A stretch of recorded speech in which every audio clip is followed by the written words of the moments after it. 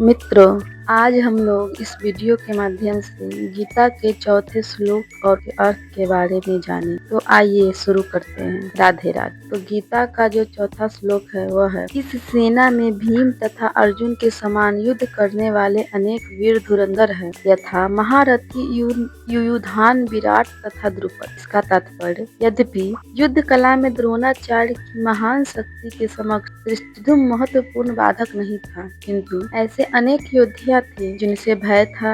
दुर्योधन इन्हें विजय पथ में अत्यंत बाधक पता था, क्योंकि इनमें से प्रत्येक योद्धा भीम तथा अर्जुन के समान थे, जिसे भीम तथा अर्जुन के बल का ज्ञान था, इसीलिए वह अन्यों की तुलना में इन दोनों से करवाता है। तो गीता का श्लोक 5वें की ओर बढ़ते हैं, जिसका अर्थ, इसके साथ ही धृष्ट केतु, चिकितान, काशीराज, पुरुतिज, कुंतीभुज, सैव्य जैसे महान शक्तिशाली योद्धा भी। गीता का ये चौथा श्लोक है और इसमें सिर्फ उन लोगों के नाम के बारे में बताया गया है जो लोग युद्ध में शामिल हुए हैं। अब पढ़ते हैं गीता के छठे श्लोक की ओर। पराक्रमी युधामन्यु, अत्यंत शक्तिशाली मौजा, सुभद्रा का पुत्र तथा द्रौपदी के पुत्र, ये सभी महारथ। आगे बढ़ते हैं श्लोक 7वें की ओर। किंतु हे ब्राह्मण श्रेष्ठ, आपकी सूचना के लिए मैं आप सेना में उन नायकों के विषय में बताना चाहूंगा जो संचालित करने सेना में विशेष रूप से निपुण है। अब बढ़ते हैं 8वें श्लोक की ओर। मेरी सेना में स्वयं आप, भीष्म, कर्ण, कृपाचार्य, अश्वत्थामा, विक्रम तथा सोमदत्त, पूरी श्रवा आदि है जो युद्ध में सदैव विजयी रहे। तात्पर्य, दुर्योधन उन अद्वितीय युद्ध वीरों का उल्लेख करता है जो सदैव विजयी होते रहे हैं। विकर्ण दुर्योधन का भाई है, अश्वत्थामा द्रोणाचार्य का पुत्र है और सोमदत्ती या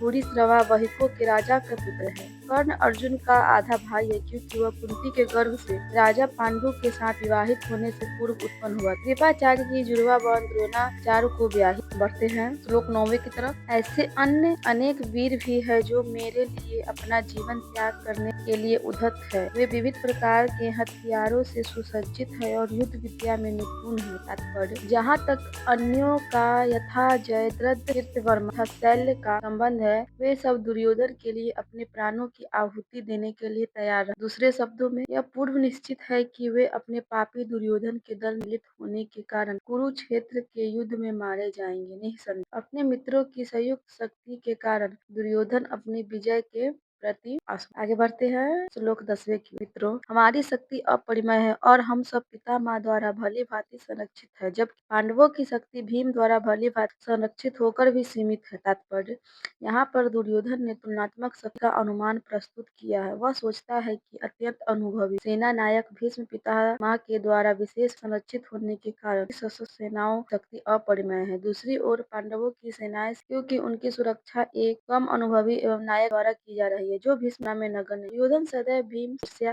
करता था, क्योंकि वह जानता था कि यदि उसकी मृत्यु कभी हुई तो वह भीम के द्वारा ही। तो साथ ही उसे यह दृढ़ विश्वास था कि भीष्म की उपस्थिति में उसकी विजय निश्चित। भीष्म कहीं न सेनापति